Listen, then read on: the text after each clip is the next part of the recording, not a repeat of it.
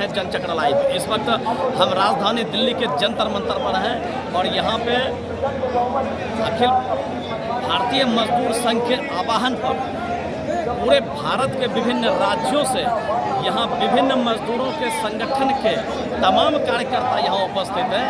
मेरे पीछे जो आप दृश्य देख रहे हैं ये जंतर मंतर का दृश्य है और इस जंतर मंतर पर लाखों की संख्या में लोग यहाँ जुटे हुए हैं।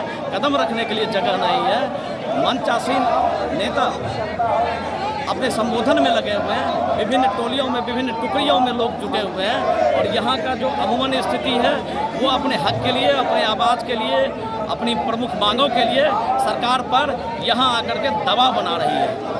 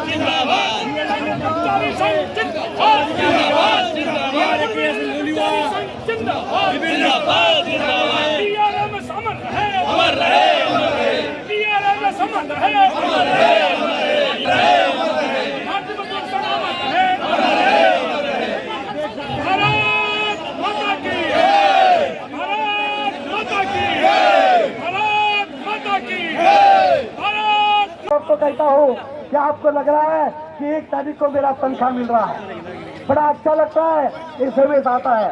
पर आपने कभी ये सोचा है कि आने वाले समय के अंदर में यह भारत सरकार हमको तनख्वाह देगी या नहीं देगी? ये सोच ही नहीं रहे आप लोग मित्रों। और ये सोच भारतीय मजदूर संघ की है।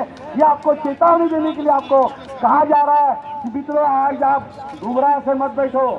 हमारे संस्थापक दत्तोवन ठेंगड़ी जी ने 1989 के अंदर में ये बोल दिया था कि सरकार ने जब क्या करार के ऊपर में हस्ताक्षर किए तभी हमारा सरकार बिक गया था। उस समय हमको ध्यान में नहीं आता था कि क्या चल रहा है करके। 1991 के अंदर में उन्होंने कहा कि इस देश के अंदर में हमें स्वतंत्रता की गुलामी को लड़ना पड़ेगा, आर्थिक स्वतंत्रता की लड़ाई को लड़ना पड़ेगा और यही कार्य हमको करना पड़ रहा है मित्रों। उस समय हमको ध्यान में नहीं आता था। WTO को तोड़ो मोड़ो छोड़ो का आंदोलन भारतीय मजदूर संघ ने किया। आज पूरे देश के अंदर में 12 नेशनल ट्रेड यूनियन है। किसी ट्रेड यूनियन की बात की हिम्मत नहीं इस सरकार के विरोध में जाना चाहिए, मगर भारतीय मजदूर संघ अकेला इस मैदान के ऊपर में खड़ा है और चेतावनी दे रहा है इस सरकार को। मेरे को पत्रकारों ने भी पूछा, वहां पर इंटरव्यू लिया, उनको हमने कहा कि हमारा सरकार का विरोध नहीं है, सरकार का विरोध नहीं है। 2 बार वो कह रहे थे कि सरकार आपकी है, सरकार आपकी है। हमने कहा जिस दिन इस भारतीय मजदूर संघ की स्थापना हुई तभी से हमने कहा हम लोग नॉन पॉलिटिकल है, कोई भी सरकार से हम लोग दबाव में काम नहीं करते हैं मित्रों, ये ध्यान रखिए। कोई भी सरकार रहो, जो सरकार हमारे कर्मचारियों का ध्यान रखती है निश्चित रूप से उस सरकार का हम स्वीकार करेंगे। जो सरकार हमारे कर्मचारियों का विरोध करती है उसका हम विरोध निश्चित रूप से करेंगे। हम किसी के दबाव के अंदर में काम करने वाला भारतीय मजदूर संघ नहीं है। इसलिए ध्यान रखो मित्रों, आज इस पब्लिक सेक्टर के अंदर में, गवर्नमेंट सेक्टर के अंदर में, आज रेल के अंदर में यह परिस्थिति निर्माण हुई है कि आज आने वाले समय के अंदर में जो ठेका मजदूर हमारे पास काम कर रहे हैं, क्या उनको क्या तनख्वाह मिलती है? कोई सोच रहा क्या? आज ARF और NFR को मैं चेतावनी देना चाहता हूँ, क्या इस प्राइवेटाइजेशन के बड़े बड़े ठेका मजदूर के यूनियन आप चलाते हो, पर आप किसी ठेका मजदूर को कभी राह देने के लिए काम किया क्या आपने? जो मजदूर है वो बेचारा 12-12 घंटा काम कर रहा है, जो मालिक है उनका शोषण कर रहा है। भारतीय रेलवे मजदूर संघ ने चेन्नई के अधिवेशन के अंदर में पहली बार एक रेजोल्यूशन पारित किया कि जो प्राइवेट के अंदर में काम करने वाले लोग हैं, जो ठेका मजदूर काम करने वाले लोग हैं, जो टेंडर मजदूर काम करने वाले लोग हैं, वो भी हमारे यूनियन के मेंबर बनना चाहिए, ताकि उनको भी मिनिमम वेजेस हम लोग निश्चित रूप से देंगे। कोई भी ट्रेड यूनियन ने आज तक इस प्रकार का रेजोल्यूशन नहीं किया जो भारतीय रेलवे मजदूर संघ ने किया। ये हमारी सबसे बड़ी बात है मित्रों, और इसीलिए आज ये बिगुल बज रहा है।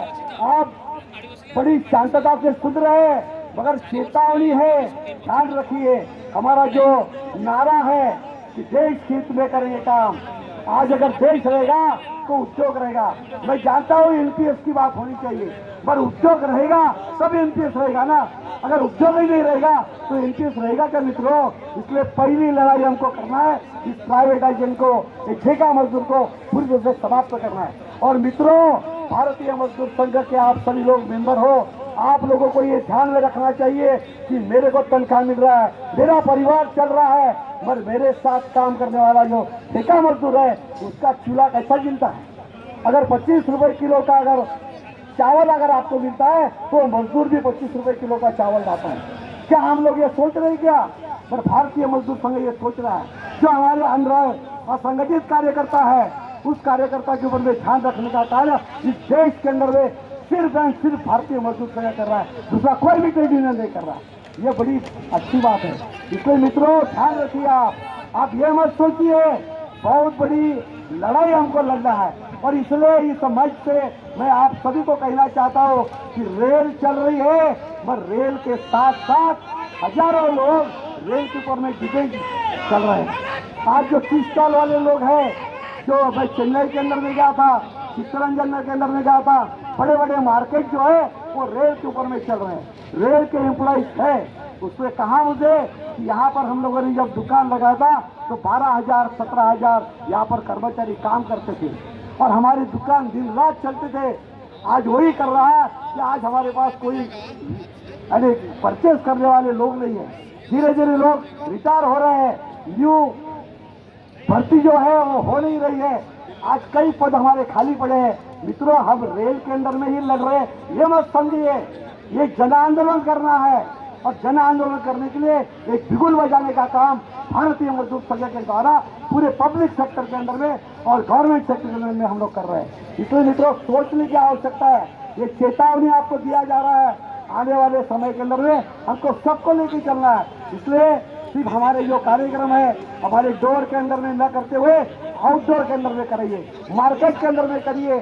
हमारे सभी जनता को ये पता चलना चाहिए कि रेल चलेगी तो मेरा परिवार चलेगा। अगर रेल बंद हो जाएगी, अगर वो प्राइवेट अगर हो जाएगी, वहाँ अगर बड़ा मॉल बन जाएगा तो मेरे टी स्टॉल पूरे बंद हो जाएंगे, मेरे कपड़े की दुकान बंद हो जाएगी, उसका परिवार उजड़ जाएगा। वो बचाने का काम करना है तो इस भारतीय मजदूर संघ को आप सभी को सहकार्य करना पड़ेगा। और यही चेतावनी देने के लिए मैं आपको कह रहा हूँ, हम लोग सरकार का विरोध नहीं करते, सरकार की नीतियों का हम लोग विरोध करते। मित्रों, बहुत कुछ बातें हैं, बहुत लोग यहाँ पर है जो बताएंगे।